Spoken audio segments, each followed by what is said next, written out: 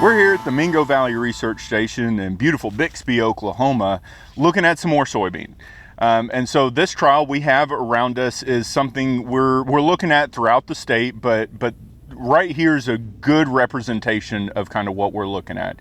We have these shade cloths periodically throughout this soybean field, and we are shading soybeans throughout their growing season. So we have a 75% shade, so we're blocking out 75% of the sunlight, 50% shade, and 25% shade. And so periodically throughout the soybean growing season, we're moving these shades around to have it during vegetative stage, during early flowering and early pod development, during peak pod development, and during seed fill or that late pod development. Now you might ask yourself, why are we shading the soybean? Well, this was a big question that we've gotten recently, is how potential particulate matter in the atmosphere, mainly here in Oklahoma, smoke, and that filtered sunlight can impact a lot of our crop growth. So for soybean, the Oklahoma Soybean Board funded a project so we could look at how that filtered sunlight or that shading effect, that less than 100% sunlight getting to the soybeans at various parts of the year will impact soybean yield, growth, and development. And so we'll look now underneath these shades and how those shades look and how those soybeans are developing. Okay, as we look through all of our filtered light or these shades, the one thing you can do is we've positioned the camera underneath these so you can look up and kind of see what the soybean plant does see. But when we take a look at how these soybean plants are going, we're at the 25% shade.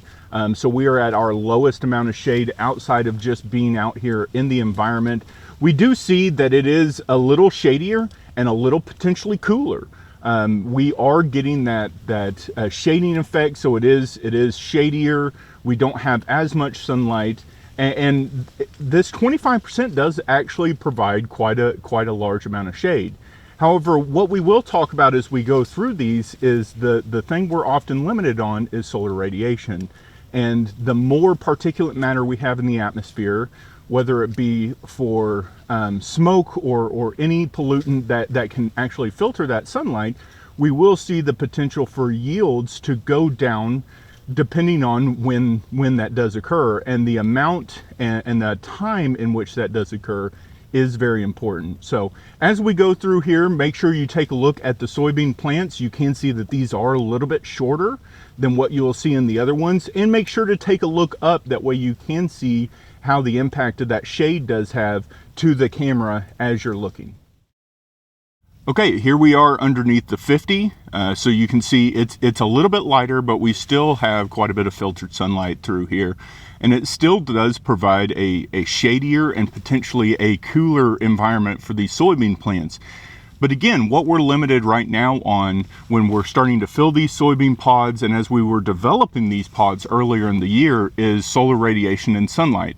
These plants need sunlight, and now we're only getting 50% of the available sunlight.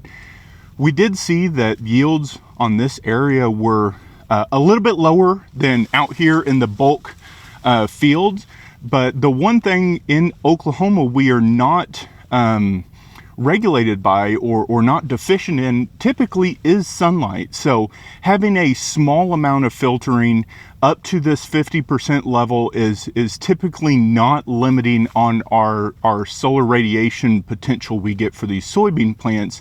But if we get it at the wrong time of year, if we're overly cloudy and we have the shading effect, we did see that we do lose a little bit more yield. So this is kind of at that bottom level to where we see some really substantial yield decline at about 50% of our solar radiation being filtered out through these cloths meant to represent either clouding or smoke, ash, particulate matter in the atmosphere.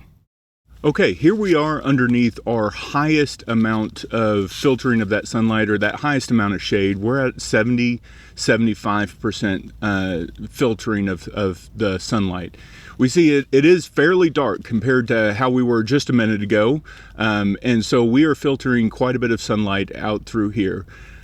We have seen, this is not the first year we have done this project, but you can see that we're at a back and forth here. We are providing a cooler environment for these soybean plants to work with, because we are, just like you going underneath an umbrella in a hot sunny day.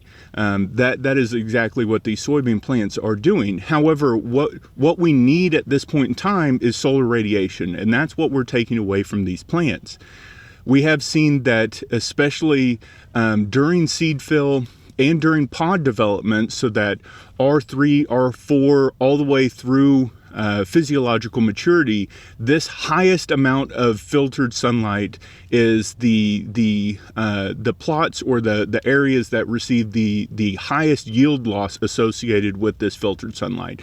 We're losing on average somewhere between 10 to 20% of our total soybean yield when we are under this in either pod development or seed fill. So while it might feel cool down here, it actually is quite damaging to the yield of the plants.